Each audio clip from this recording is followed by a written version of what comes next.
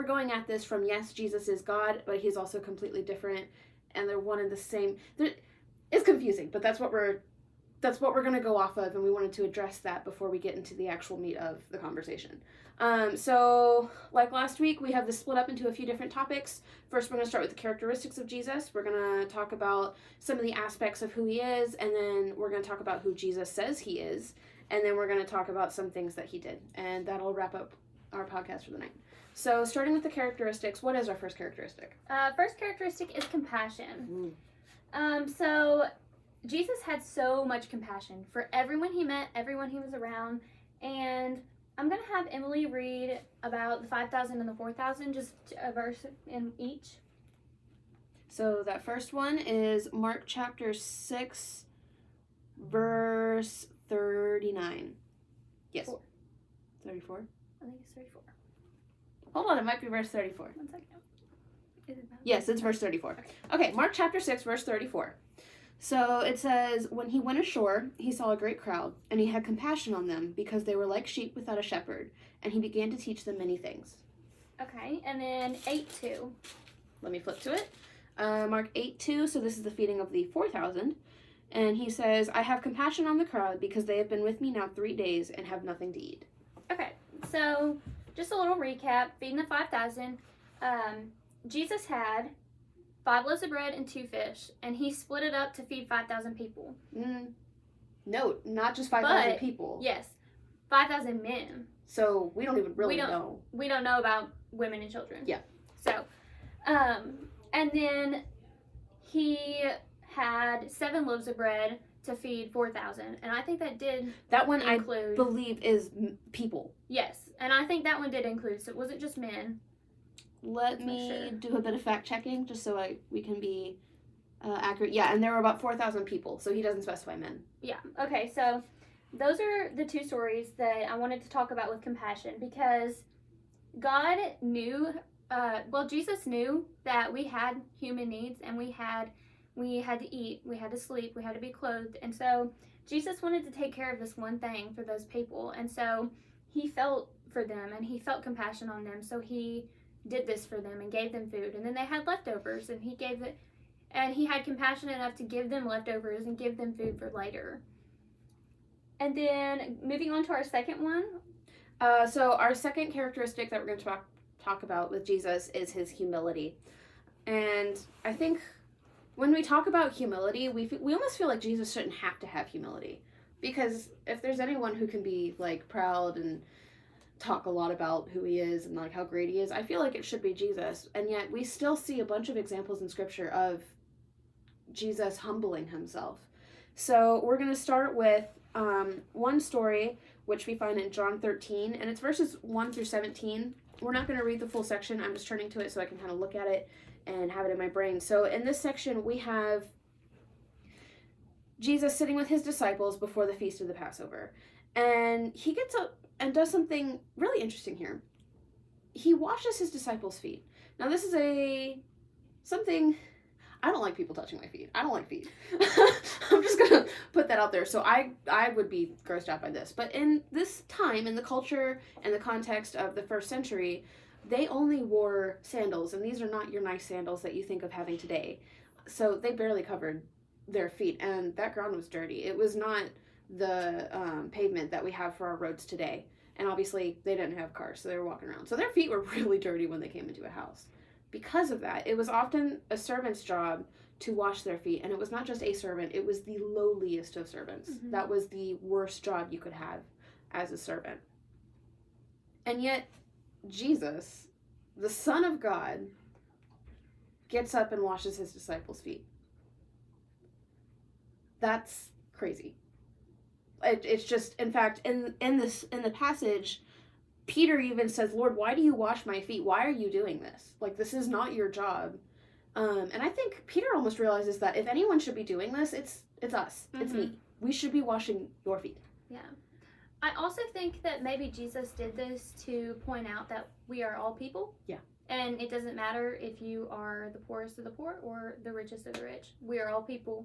And I think he did that for a reason. Absolutely. I agree. So, yeah, it's a very cultural outpouring of Jesus's humility, of just how much he's willing to lower himself. And so I think that's incredible. Okay, so the next portion we're going to move on to, we're going to talk about Philippians 2, 5 through 8. And I'm going to have Morgan read that for us. Have this mind among yourselves, which is yours in Christ, who thought he was in the form of God, did not take count equality with God a thing to be grasped, but emptied himself by taking the form of a servant, being born in the likeness of men. And being found in human form, he humbled himself by becoming obedient to the point of death, even death on a cross. So there is a lot to unpack here. Starting with the first point I'm going to make. Sorry, I should have been flipped there. Okay, he did not count equality with God a thing to be grasped. He had equality with God. That's we talked about in the beginning. Jesus is God, but he didn't count that a thing to be grasped. He was willing to literally give up part of him, not just part of him, all of him. He was willing to give up that seat next to his Father to come down to earth because he cared for us and he wanted to obey his Father. And I do want to touch on obedience because originally we had obedience as the next characteristic to talk about, and then when we were kind of reviewing and going over, we realized humility and obedience go very much hand in hand, especially in this case. One of the things that we have to do as humans is humble ourselves a lot, and a very popular to really understand how amazing and how just incredible this is. So, execution, the Romans were amazing. Unfortunately, they made execution an art form. They knew what they were doing. They knew how to draw out the most pain and still keep the person conscious and alive until the very last moment. And the epitome of that art form that they made, I feel terrible calling it an art form, but really that's what they made it to be. Yeah. The epitome of that was crucifixion. It was the cross. Crucifixions were public. They were meant to shame people. They were meant to shame people. They were meant to be a sign to the people. This is what happens when you defy the Romans. This is what punishment looks like. It was humiliating. It was saved for the lowest of the low criminals. On the cross with Jesus were two other thieves. I wasn't going to make this point, so I don't have the scripture up. Give me 1 second. But on the cross with Jesus were two other thieves. And these were men who... they deserved the crucifixion. They deserved the punishment that they were getting. And, of course, I flipped to the wrong gospel that has it.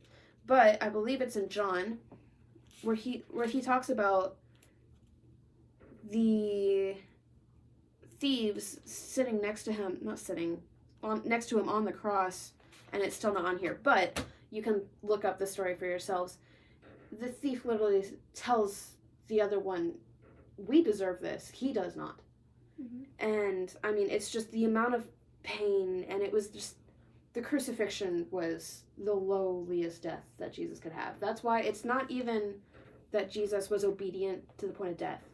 It was he was obedient to the point of death even on a cross, which is just, it's crazy. And, like, Jesus even asked if he could not have to die on the cross. If we look at Matthew 26:39, would you be willing to read that for me? Mm-hmm. So Matthew 26, we see Jesus in the Garden of Gethsemane leading up to what he knows is coming. He knows the cross is coming. He knows the pain and the humiliation that he's going to have to endure. And here we see him sweat drops of blood, which is a medical condition that we know happens when someone is under an extreme amount of stress. And so in the middle of this, he is praying to God, pouring out his soul. And in the middle of that prayer, he says... And going a little farther, he fell on his face and prayed, saying, My Father, if it be possible, let this cup pass from me. Nevertheless, not as I will, but as you will. He knew what he had to do. Mm-hmm. And he knew, even asking God not to do it, that he was going to do it. But he was scared. He didn't want to go through it. I don't think anyone would. And yet, he says, not as I will, but as you will. Mm-hmm. And that, I think, is the greatest show of obedience that we could ever see. So, anyway, that's just a little bit about the humility of God. And so now we want to move on to our next characteristic, which is forgiving. I do have one thing to say about Oh, obedience. yeah, absolutely. I think that it's good to point out that, you know, this was a huge thing. Jesus didn't want to do this. This was scary. This was painful. This was shameful. And so, but he obeyed anyway. And so I think that it's important for us to remember that when we don't want to do something, little tiny things that we don't want to do, God, Jesus did this for God because he loved him. And so we do things for people we love even when we don't want to, even when it's hard sometimes.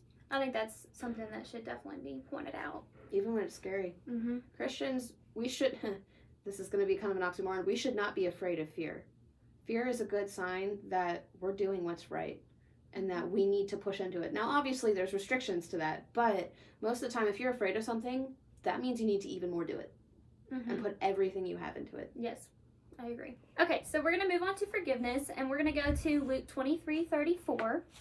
I'm going to have Emily read that one. Yes, so let me get to it first. This is close to the end of Luke's gospel. Let's see, you said 23 verse 24. 23:34. 34. Yes, this is in the middle of the crucifixion. So this is in the middle of the darkest moment in, well, human history. So he's on the cross. He's hanging there in so much pain that we just talked about earlier. And in verse 34, he says, "Father, forgive them, for they know not what they do." Okay. This is such a powerful, powerful scripture because if you think about whenever we're angry and we're hurting and we're in pain and we are suffering and we feel so much shame, we don't forgive someone in that moment. We might be able to down the road, maybe a long time down the road, forgive someone, but in that moment, we don't forgive people because we're human and that's just what we do. But in the moment that Jesus was on the cross, he forgave them. He forgave them right then and there. He didn't hold anything against them. He knew that God was going to take care of him and he forgave them. That's so powerful. I know. I love that so much. That's just, yeah, that's so incredible. And we could talk a lot more about the forgiving traits of Jesus. When he does any miracle, he almost every time forgives whoever he's healing of their sins. And we can talk about his ability to forgive. But if we're going to talk about how forgiving Jesus is, I mean, I think this is really the big example we can go to. Mm-hmm. I don't know what makes it more plain than that. Because I think this was the biggest thing he had to go through, that he had to forgive. Yeah, and he did. Yeah. And we have to think. I think sometimes we think it was just easy for him because he's Jesus. It was easy for him. I have to think lying. It's not lying. It's not standing either. Sitting there on the cross in the middle of all that pain, it wouldn't be easy for anyone. Jesus was still human. He was still 100% human as much as he was God. Mm-hmm. It had to have been so hard for him, but he still did it. Also, it had to be hard, like, seeing all those people mocking him and being like, we don't really care. You're gonna be there and we don't really care. Yeah. And you're in pain and there's nothing we're gonna do about it. He had to be angry at those people. Oh, absolutely. I mean, he had to feel so much anger towards them, but he still forgave 100%. them.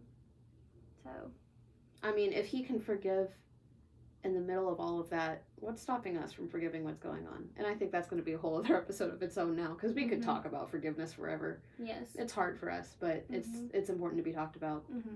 Yeah. So anyway, so that's just a bit about the forgiveness of Jesus, and we're going to move on now to the patience of Jesus. And I want to lay down a little bit of detail about Jesus' ministry when we go into this. So Jesus starts his ministry. He's baptized by John the Baptist, and then he picks up 12 men, and these are his 12 disciples.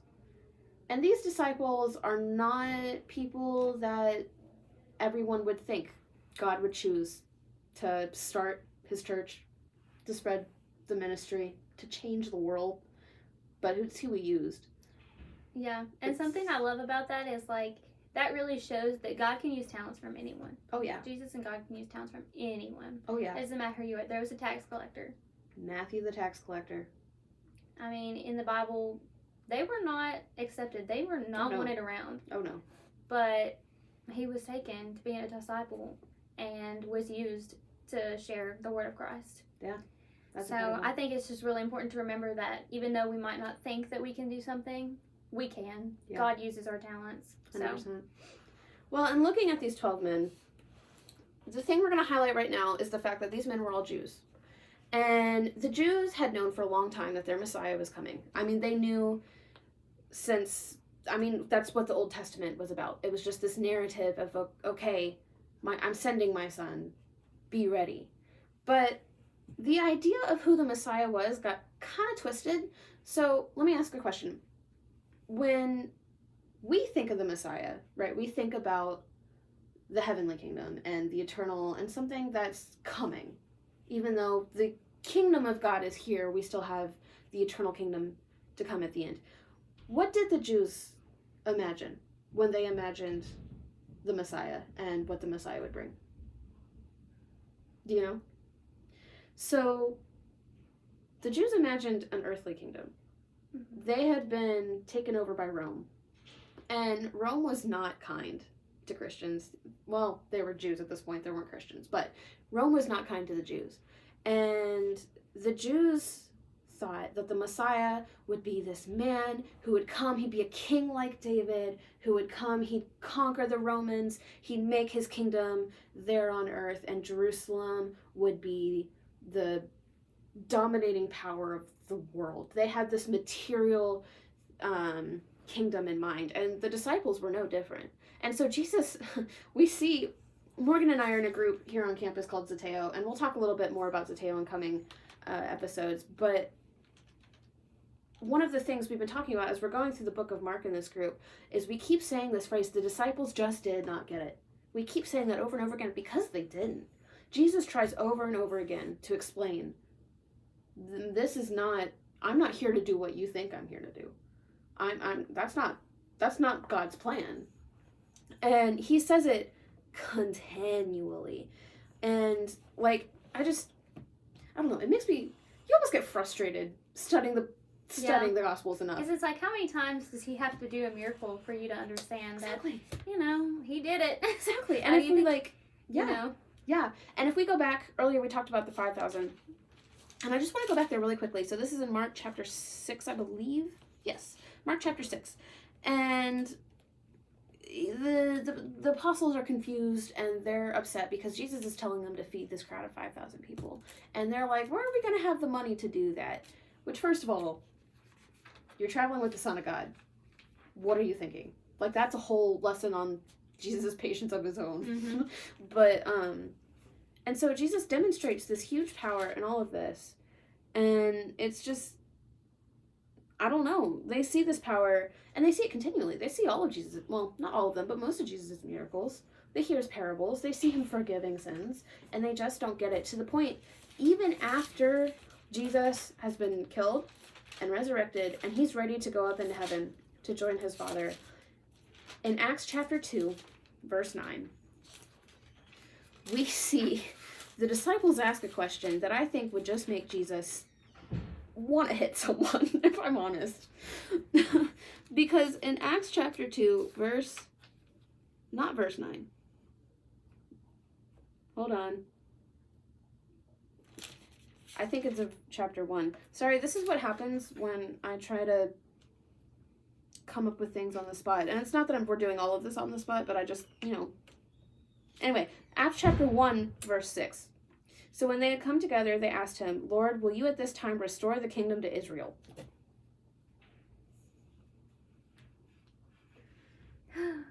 Jesus has just gone through his whole ministry. He's died. He's resurrected. He's foretold his resurrection a few times. And we're going to talk about the prophecies of Jesus towards the end of the episode. They still don't get it. They still do not understand. And yet, we don't see a moment where Jesus really blows up on them. We see him get frustrated, but he has every right to let them go. He has every right to say, you know what, you don't get it, leave, I don't need you. I can't take this anymore, go. I would. Because, if I was sitting here trying to tell Emily something 5 times and she didn't get it, I'd be like, never mind. It's happened before. Forget about it. Yeah. I'd just be like, forget about it. Yeah. it's just like, he could have given up on them. And I think there were some days where he probably wanted to, but he didn't. He knew they were the ones to carry out his, I guess, legacy, kind of. Yeah. They knew that he knew that they were going to be the ones to carry it out, and he had to help them to do that. Yeah. And he had to get it in their brain that he was real and there and doing everything. And when we get farther into Acts, we see that eventually they get it. The disciples do finally get it. It takes... Yeah, and when they do, it's like such an amazing thing. I have to imagine that Peter is sitting there, finally getting it, and he thinks back to his time with Jesus and just starts kicking himself. I know. And Jesus is like, keep going, you're getting it. You're getting like, it. They're like, I told Keep you. going. No, but I think it's just, I don't know, while it can seem kind of comical, like even we get impatient with the disciples, just talking about it. Mm-hmm. Jesus was experiencing it, and yet he still remained patient with them. And we could talk about the patience of Jesus for forever, just like we could with the forgiveness, but I think this is just really a prime example of that. Mm-hmm. So, sorry, I know I rambled more than we intended for me to, but I get carried away. So, we have finished up with our talk of the characteristics of Jesus. And so, originally, the next topic I had was, who is Jesus? And that was just it. Like, who do we say that Jesus is? And I had some things lined up. I had, Jesus is the Son of God. I had Jesus the Messiah. And those are all important things. But then I realized Jesus tells us who he is. And in many different places. But I'm specifically thinking about this period of time from John chapter 6 to chapter 15. And this is a long period of time. But during this chunk of John's gospel, we see 7 what we call I am statements. 7 separate times where Jesus straight up tells us what he is. And like I could talk about the points that I had for about how I say Jesus is. But I mean, I feel like we have to talk about who Jesus says he is. So the first I am statement, and Morgan, if you don't mind, I'm going to have you read kind of all of them as we go through. They're just very quick verses. So the first one is in John chapter 6, verse 35. Jesus said to them, I am the bread of life. Whoever comes to me shall not hunger, and whoever believes in me shall never thirst. So I am the bread of life. So what does this mean? So thinking about it, I think back to the Lord's Prayer in Matthew 6, where there's that specific line that says, give us this day our daily bread. And I think we talked about this the last episode. I think we did. I think I really like the Lord's Prayer. And I've never noticed that before. I'm having realizations here.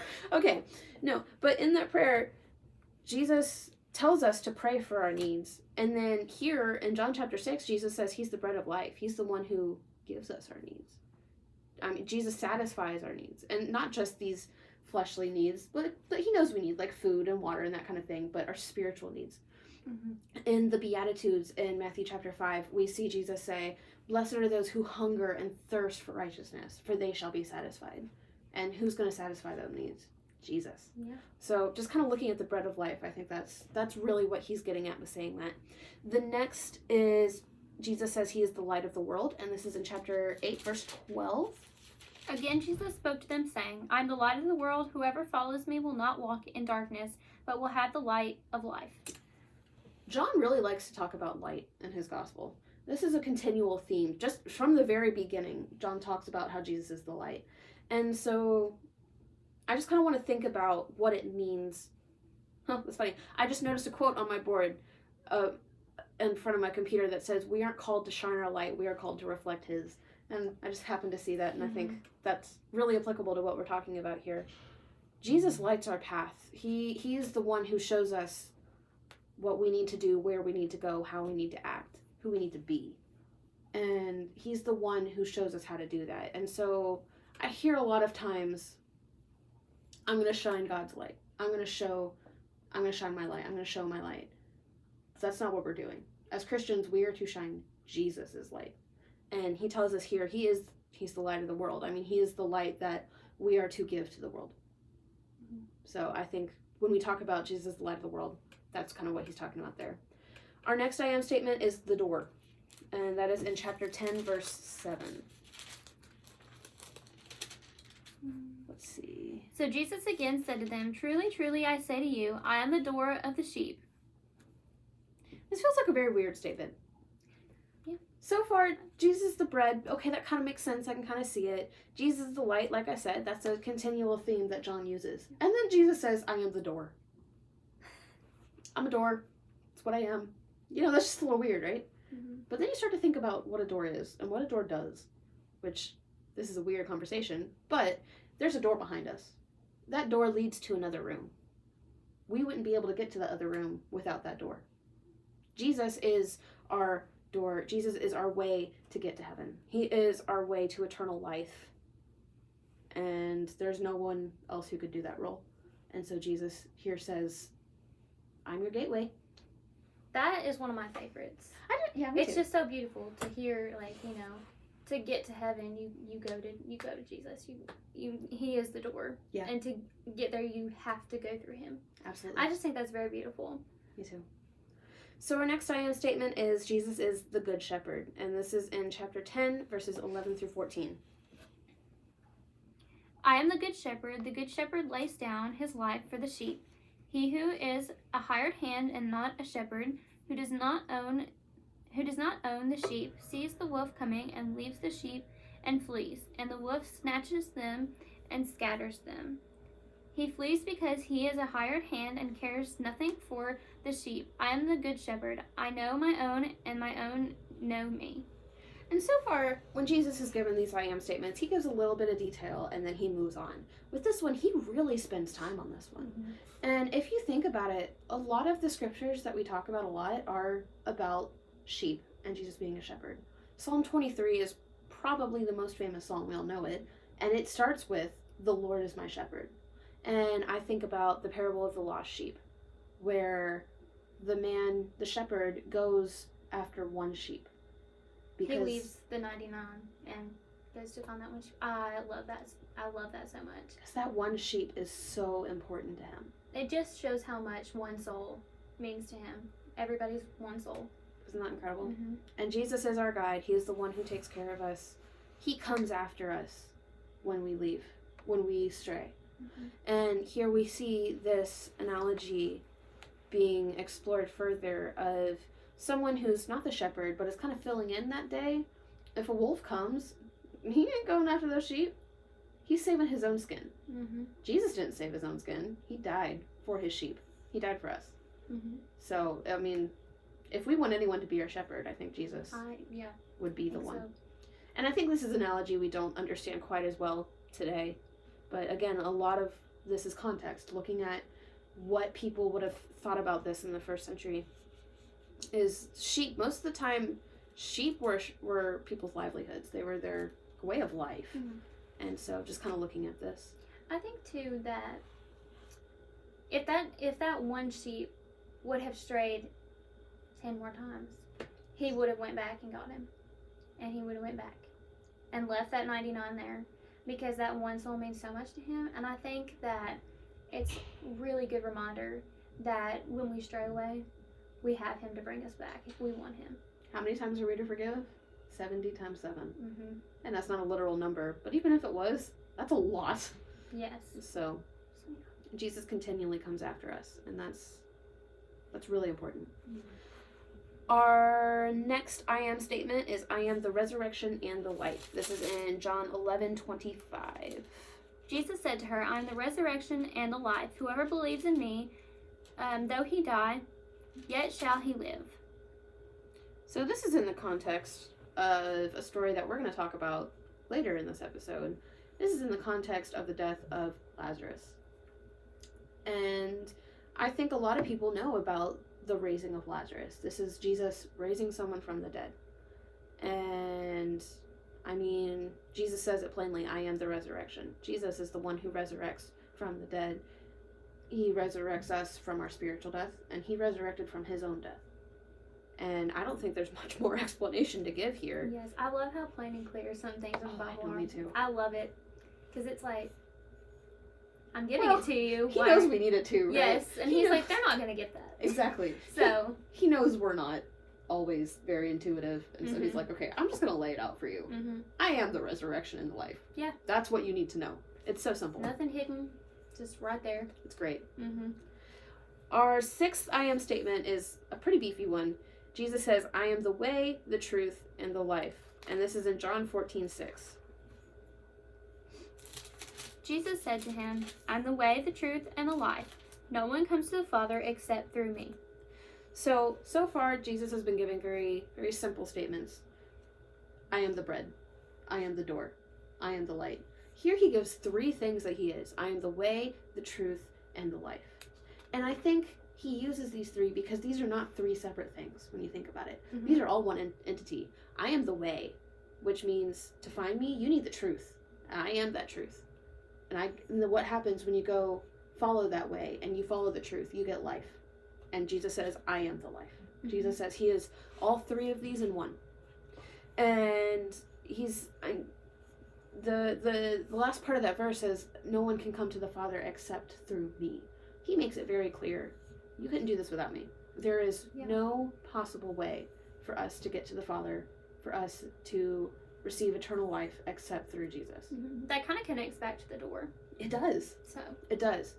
So, again, plain and simple, Jesus is the way, the truth, the life. And finally, the seventh I am statement is Jesus says, I am the vine, in John 15, verse 1. I am the true vine, and my Father is the vine dresser. So, this one took a little bit of research for me, just because I don't know a whole lot about vines. Mm-hmm. I know there's a vine that's really annoying, that's always growing in my backyard of my house, that we always have to cut down. But that's pretty much my extent of knowledge for vines. But, again, when we think back to the context of the first century, you're going to get tired of me saying that word, context. We think about the big, beverage of that time was wine. Because a lot of the time, the water wasn't always safe to drink. It would oftentimes not be super healthy. And in either 1st or 2nd Timothy, Paul even tells Timothy, have a little wine to settle your stomach. So this isn't the wine that we think of today. In fact, it was a lot different. People did not get nearly as drunk off of a glass of wine as we would today. It was just different. But part of that is wine comes from grapes, and grapes grow on vines. So this is another analogy that really would have been very helpful for the people that Jesus was preaching to. And the important part about the vine is the grapevine is what allows the grapes to grow. The grapevine is what allows the fruit to be produced.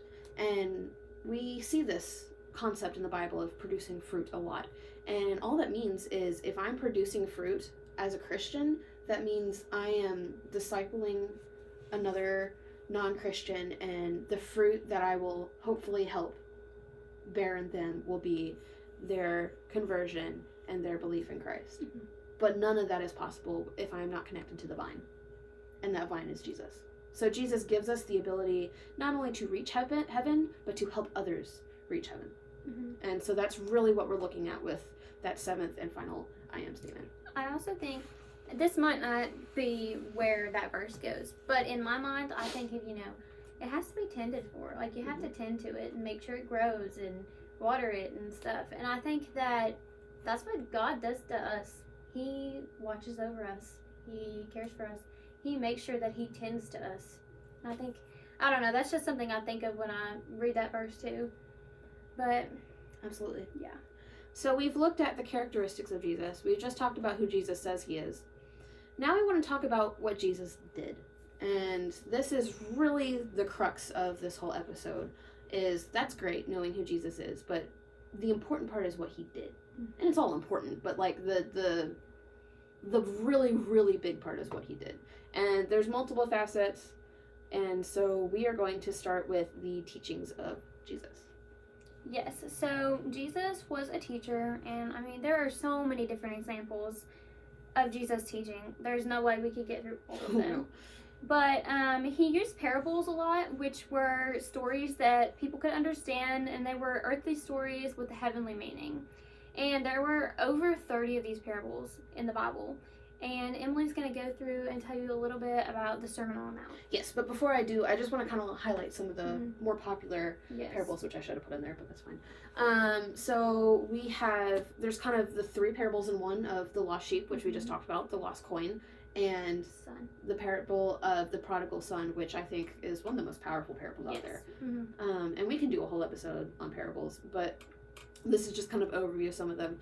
Another really popular one is the parable of the sower, Mm-hmm. and that's the one with all the different kinds of seed and how that seed grows and how God provides the growth. And so anyway, we see a lot of these, and like we said, it was an earthly story with a heavenly meaning. These earthly concepts that people would have understood and that they would be able to imagine and probably have done aspects of them in their lives. Mhm. And so Jesus says, yeah, you know that thing you do?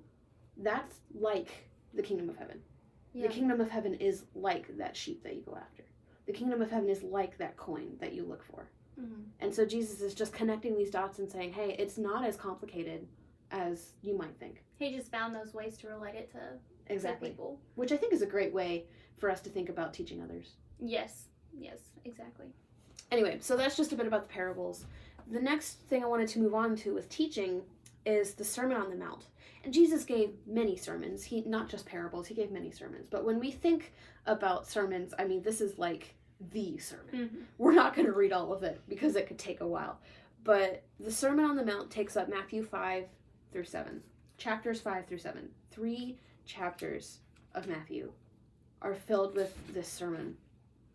And the very interesting part about this is probably not the full sermon. We have to think that Jesus' sermon was much longer than what we have here. So these are just kind of, this is like the highlight reel of the Sermon on the Mount. Mm-hmm. And like I said, we're not going to read through the whole thing, but I think I go to the Sermon on the Mount a lot because it talks about a lot of things that we need to know today. Mm-hmm. How do we pray? How do we teach others the gospel? How do we deal with anxiety? That's a big one. Mm-hmm. That's all in the Sermon on the Mount, plus so much more.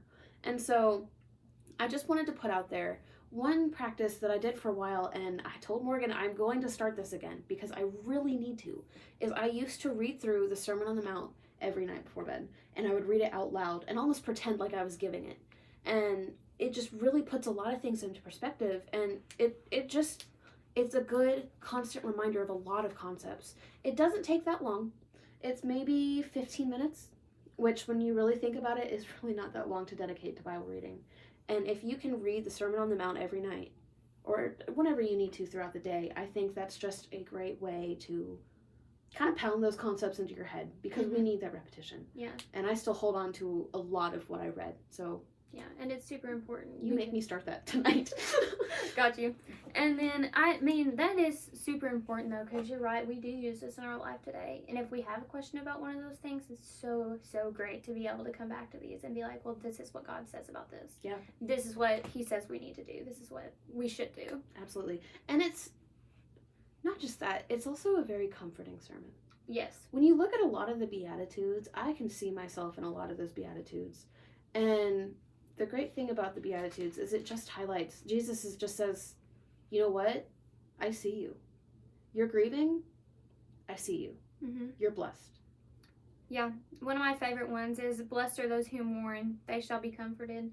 That is just, that's so beautiful. No one goes through this life without mourning of some kind. No. And Jesus says, I know. Mm-hmm. I see you. Ooh, I'm getting shivers right now. I'm I sorry. know. The Sermon on the Mount is so important to me.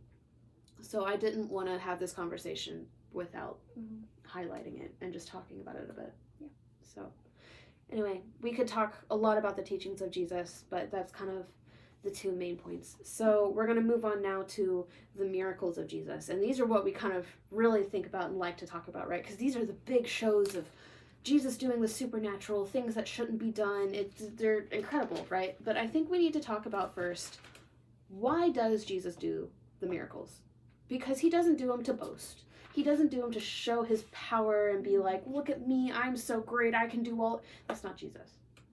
Jesus does these miracles to show his authority, because the first chunk of his ministry was him having to tell people, listen, this is who I am. You know that guy that you've been waiting for? Yeah, that's me. And we see Jesus just make these big signs and things like that because that's what the people needed. And I think we need to highlight that. Why don't we have miracles today? Mm-hmm. We don't need them today because we have this book Mm-hmm. that has the miracles and so much more. Anything that we could ever need. So I think we need to talk about that before we delve into the miracles. Mm-hmm. Saying that, Jesus has a lot of miracles across Scripture, and they're kind of split into categories, I think. They show in different ways. So the first way they show is in nature. And we've talked about the parable of the miracle of feeding the 5,000 multiple times, so I don't think we need to read it again. But that's probably one of the biggest miracles in the Gospels. So, and that's over the nature of food and things that we really need and necessities. And then we think about his power over nature, literally, like as we think about nature. So there's a couple times where we see Jesus having control over the weather. And the main way to travel was either by foot or by boat. And they traveled by boat a lot across the Sea of Galilee specifically. And so a couple of times throughout the Gospels, we see Jesus calming this big, massive storm. And like I said, there's multiple instances of it, but we're just going to read Luke chapter 8, verses 23 through 25. And as they sailed, he fell asleep. And a windstorm came down on the lake, and they were filling with water and were in danger. And they went and woke him, saying, Master, Master, we are perishing. And he awoke and rebuked the wind and the raging waves, and they ceased, and there was a calm storm. And there was a calm. He said to them, Where is your faith? And they were afraid, and they marveled, saying to one another, Who then is this, that he commands even winds and water, and they obey him? Okay, first of all, we were just talking about how the disciples continually didn't get it. Who is this that even the wind and the storms obey? I mean, come on. I'm just saying. Especially to ask, who is this? Who is this? You know who it is. You've been with him. Exactly. Anyway, that's just, I continually, facepalm when reading about the disciples. I know. Anyway, but we see this big, massive storm, and I'm going to be completely honest here, I'm terrified of storms. I'm terrified of storms. Mm-hmm. But Jesus, first of all, fell asleep through one, which kind of crazy. But we see this idea of Jesus rebuking the wind. Jesus yelled at the wind. He snapped at it and he went, Hey, wind, cut that out. Stop. And it did. I know. Isn't that weird? Mm-hmm. I don't know. I think that's crazy. It is crazy. So anyway, we see Jesus' power over nature a lot here. Another thing we see Jesus having power over is demons. And we need to have a quick overview. These are not demons like we see in the movies. These are unclean spirits that would possess people, and people would harm themselves, they would harm others, it was awful. And they were everywhere during the first century. And so we see a lot of things about Jesus having power over these unclean spirits that we see. And we're just going to go through one example of these, which is in Luke 4, verse 40. Oh, sorry. Give me just a second. I went to the other one. Oh. Okay. Now when the sun was setting, all those who had any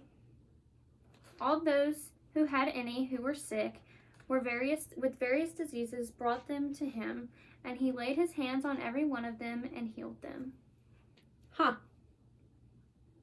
I skipped a point.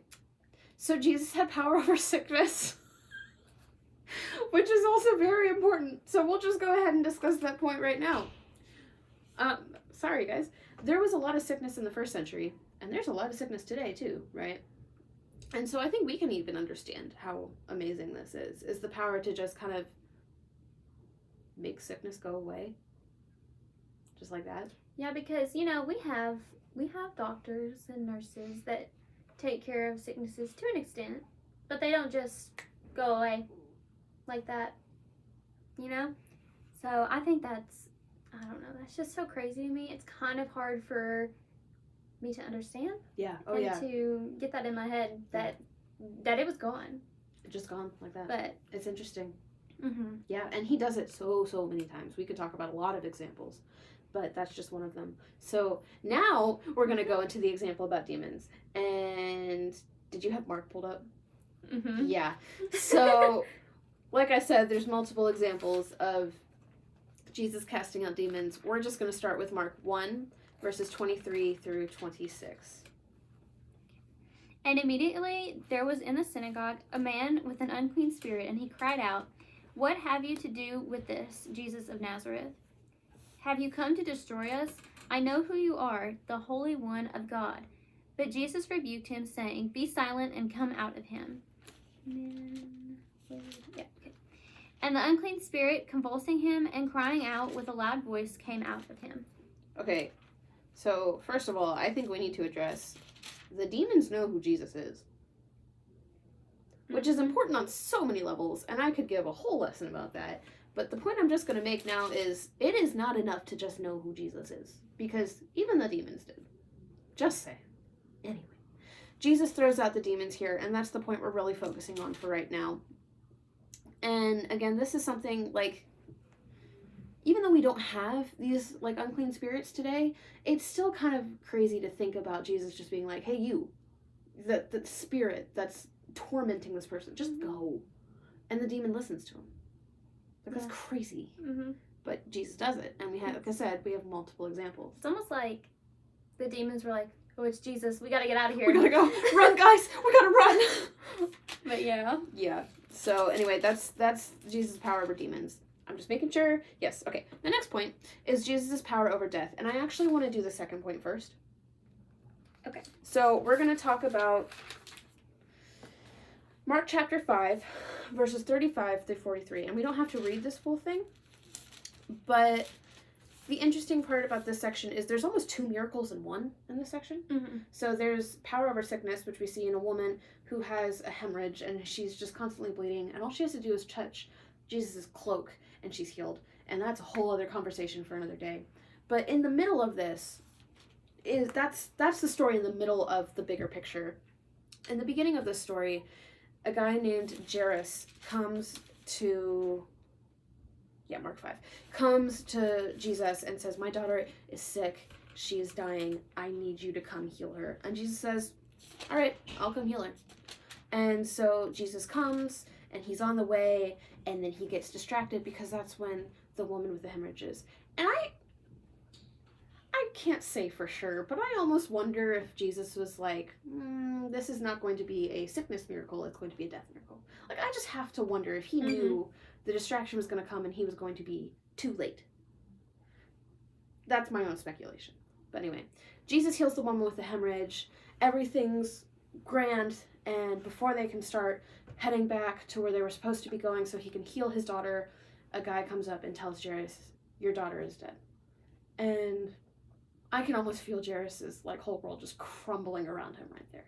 Because he was like, we got Jesus, he's gonna come, he's gonna heal her. Everything's gonna be okay. It's gonna be great. He thought his problems were fixed, and then everything changes. And then everything changes again. Because Jesus says, no, let me still come. And one of my favorite parts about this passage is towards the end. If we look, let's see. Yeah, if we look at verse 40, we'll start in verse 39.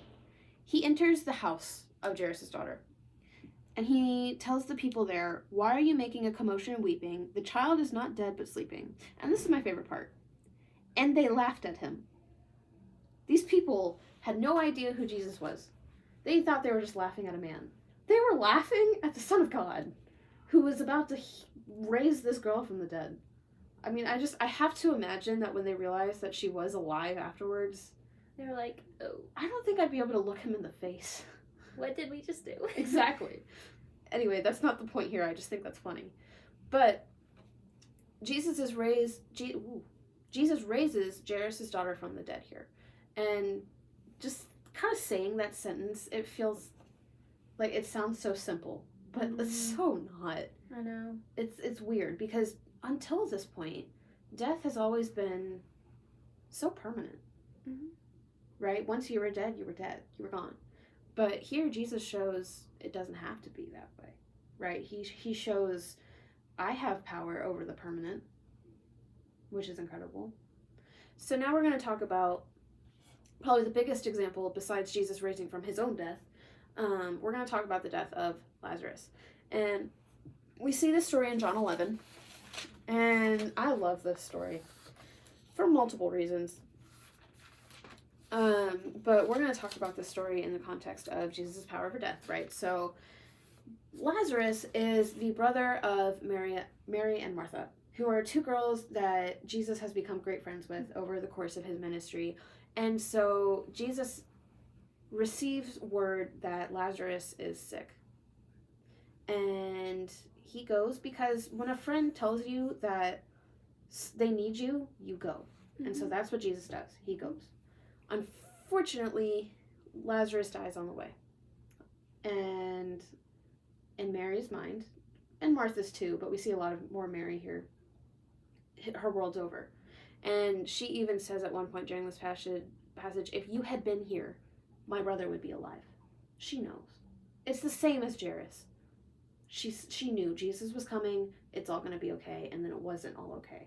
But it's the human response. I mean, you don't think, well, Jesus can be fine. My brother will be back, it'll be fine. Jesus can make him come back to life. Yeah. I mean, in that moment, you're like, he's gone. What do I do? You know? It's just the human response. Yeah. And the interesting thing about this one, when we talk about the case of Jairus' daughter, she had been dead for maybe a couple of hours. In this case, Lazarus had been dead for 3 days? I think so. I believe it was 3 days. 4 days. He's been dead for 4 days. He's been embalmed. He's been buried in the tomb. And that's that, right? But it's not. 4 days, right? It's not just like resuscitating someone after they've been dead for maybe a minute. I don't know how health stuff works, but I think a minute's fine. No, this is 4 days later. And Jesus doesn't even touch him. He doesn't even see him until he's alive again. He just says, hey, Lazarus, come out. And Lazarus is alive and just walks out. Can you imagine just standing there and being like, you're kidding, right? You're kidding. You're kidding, right? You're playing. And then he just walks out and you're like, yeah. Hey, didn't think that was going to happen. Could you imagine being Lazarus? Like, y'all, I thought I was dead. You've been dead for 4 days.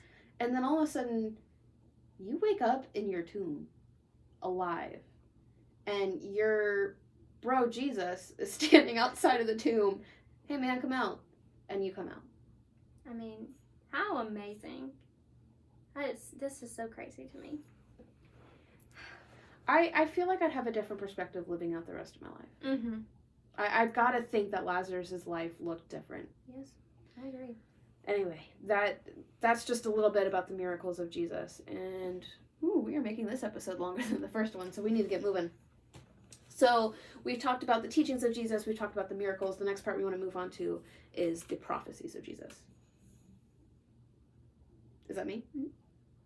Oh, I have the prophecies of Jesus. Okay. Well, Jesus has a lot of prophecies.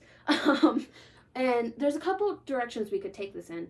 So a lot of what we talk about when we talk about prophecies in Jesus is we talk about how many prophecies Jesus fulfilled. And I think the number is something like over 300.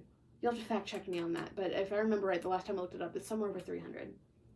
300 prophecies, and Jesus fulfilled or will fulfill every single one of them. Which is crazy. Mm-hmm. But that's not what I want to talk about. I want to talk about the prophecies that Jesus gives. Because throughout the course of the gospel, Jesus prophesies a few events. And the first one we're going to talk about is probably the darkest moment in Peter's life. Mm-hmm. Because if we move to Mark 14, verses 29 through 30, we see Jesus talking about how he's going to be betrayed, he's going to have to stand trial, and he says, and you all are going to ditch me. Which, first of all, I imagine if I were an apostle, I'd be kind of in the same position as Peter, going, hey, wait a minute, I'm not going to ditch you. You have that little faith in me? And that's what Jesus says. Which is funny, because he had that little faith in Jesus. Exactly. That is ironic. I've never noticed that before. Yeah. I like that. But And so Peter says, I'm not going to do that. I would die before not betrayed, but deserted you. And Jesus says in verse 29, Jesus says in verse 30, truly I tell you, this very night, before the rooster crows twice, you will deny me 3 times. I have to imagine Peter had to have been like, no, you've always been right, Jesus, but this time you have got to be wrong, because I just won't. And then we see later, Jesus is standing trial. The rooster crows once, and I believe Peter has denied him once, maybe twice. And then he denies him a 3rd time. And right at that moment, the rooster crows again. And one of the accounts talks about Jesus turns and looks at Peter after he's denied him 3 times. And I've just got to imagine that moment. Peter just denied him again. No, I don't know this Jesus guy. Rooster crows, and Peter goes, oh my goodness, what have I done?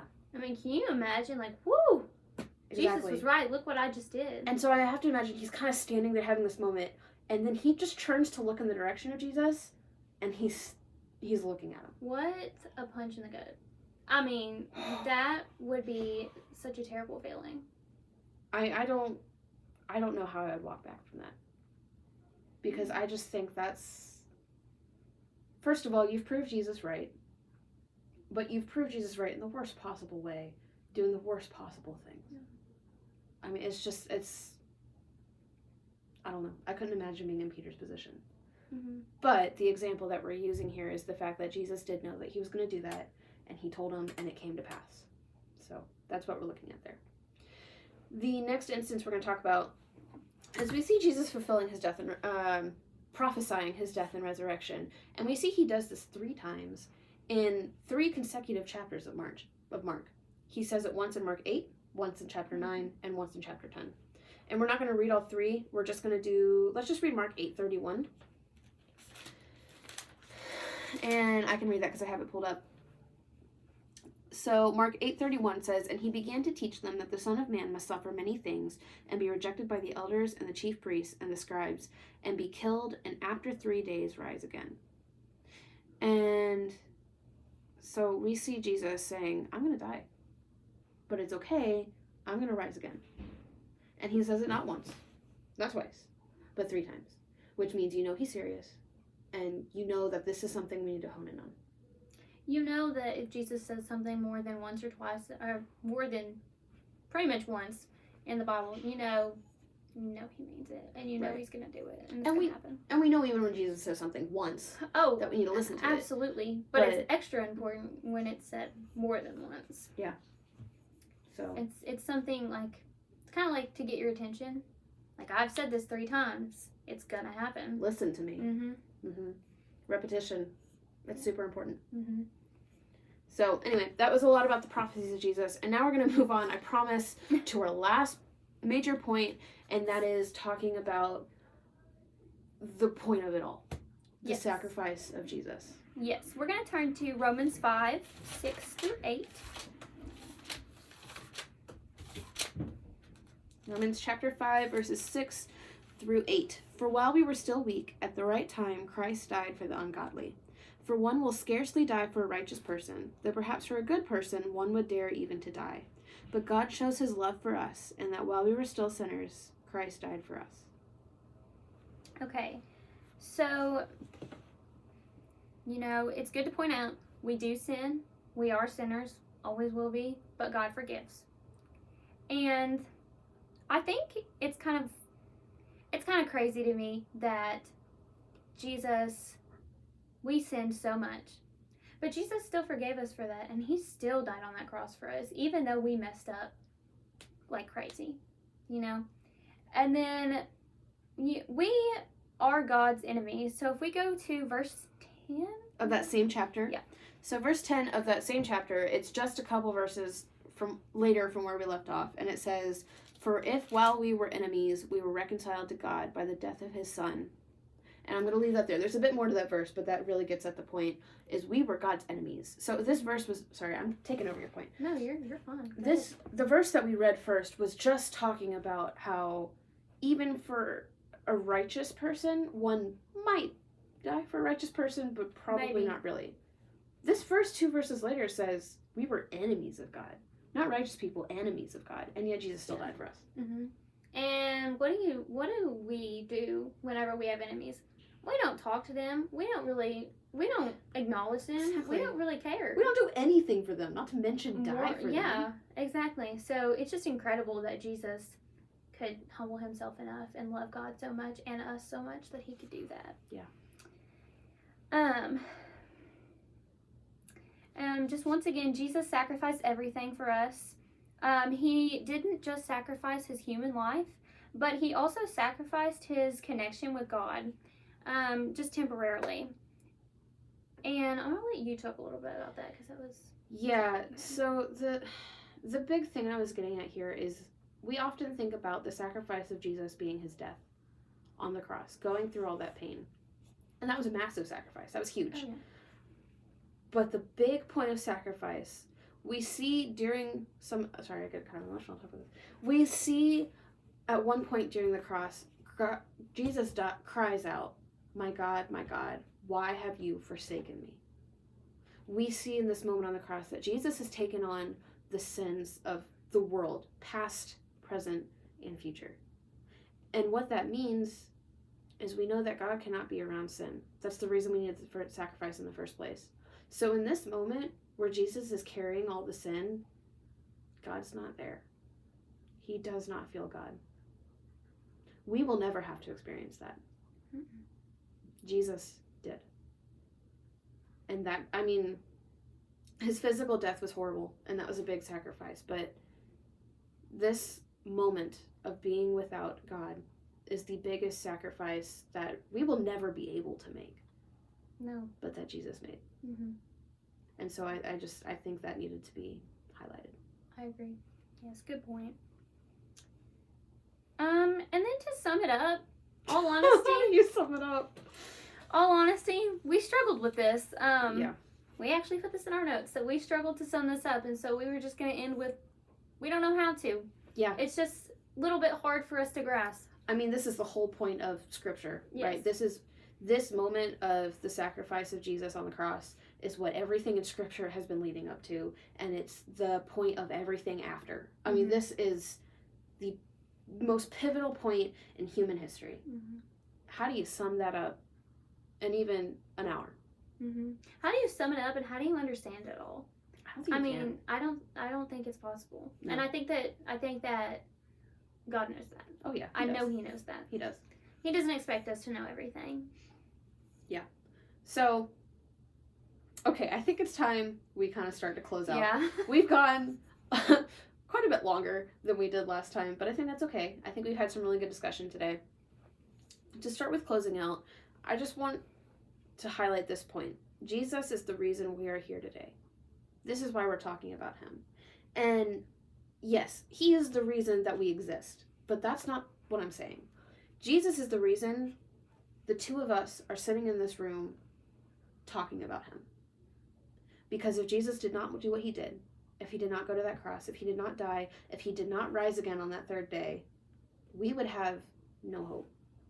There would be no reason to do what we're doing right now. There would be no reason to have church. There'd be no reason to be singing hymns to God. Let's be honest, there would be no point to life, because life would end when we die and there would be nothing after that. But we have Jesus, which means there is more to life. There is a purpose to life, and there is a purpose to the point beyond life. Mm-hmm. I mean, it's such a big thing to grasp, but you know, heaven does come after we die, and I think that, I know me, it gives me comfort to know that. Oh, yeah. And I think that if we didn't have that comfort, life would be really scary if we didn't have something to go into when we died, because I think it would be terrifying. Well, and we need a reason to keep going Mm-hmm. when we're going through hard patches, right? Mm-hmm. What better reason to keep going than knowing that there is a light at the end? There is a beautiful place that God has prepared for us. I just think that's so awesome. So this is why we talked about Jesus today, because we needed to set this foundation for this podcast of we need to remember why we're doing this, and we need to remember why we're able to do this. And so that's really why we wanted to talk about Jesus in the second episode. And last week, at the end of the episode, I made this comment about how we can't fully understand God. And I'm going to make the same point now. We cannot fully understand Jesus. 100% human and 100% God at the same time, that math doesn't add up, and yet it does. Mm-hmm. Because that's who he is. Yeah. And so, again, we just spent, let's see, the clock now says an hour and 11 before editing. We just spent probably close to 50 minutes talking about Jesus. We barely scratched the surface. Mm-hmm. So you need to understand there is a lot more to Jesus than what we've talked about today. But we just wanted to highlight even a little bit that we could. Yeah. And I added this point, and I kind of wish I had thought of it for last week. So apply this to last week too. Why would I want a God that I can fully understand? A lot of people in the Old Testament, we see a lot of idol worship. And we see a lot of gods made by hands. And they could fully comprehend those gods. They were made of wood. They were made of stone. And that's all there was to them. How cool is it that, and comforting, that the one who takes care of us, the one that made us, the one that loves us, we can't understand. Because he is just that good, just that powerful. I think it makes it all the more special too, because with idols and statues and things, like, why are you giving them all this glory? And what have they done that compares to what God's done? Yeah. To give them that glory and to know everything that they've done. It's amazing. I just think, I agree that it's something special to not know everything about God. Yeah. And I don't know. We're not capable of it, and I think that's okay. Mm-hmm. And I think we need to learn to be okay with that, because we need to understand how amazing that really is. Mm-hmm. God doesn't expect us to understand it all, and that's okay. Which is good. Yeah. Thank goodness. Yeah. And that's okay. Yeah. He understands. So, anyway, this has just been a little discussion about Jesus. We are glad you joined us. We hope to see you in the next episode. And again, we thank you for just kind of sticking with us as we're learning a bit. And I'm going to have, hopefully, the PowerPoint up next week. I can't promise because I'm still trying to figure it out and school is busy. But we're just so glad to be doing this. We're so blessed to be able to do this. And we're grateful for every one of you that's listening. So we will see you in the next episode of Dorm Room Devos next Monday.